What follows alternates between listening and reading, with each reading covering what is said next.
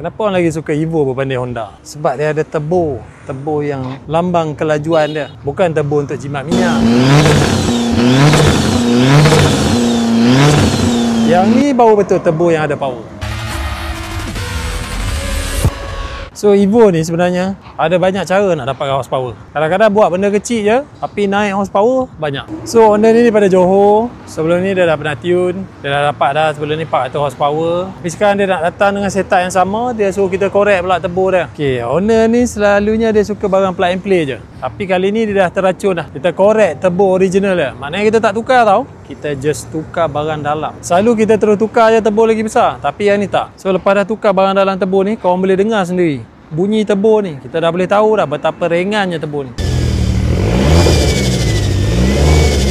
Selalu turbo kita dengar bunyi kat depan. Tapi yang ni bunyi dekat exhaust pun korang dah boleh tahu lah.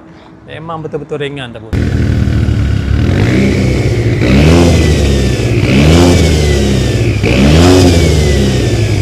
Okay, sekarang bunyi ni tak penting. Sekarang kita nak tahu berapa horsepower dia naik lepas kita buat turbo ni. Barang lain tak tukar tau. Semata-mata turbo saja. Honda My 400 balik 480 horse. Itu pun kalau ikut standard AFN tak cukup lagi. Standard AFN kena 500 ke atas, 600, 700. Itu baru standard AFN.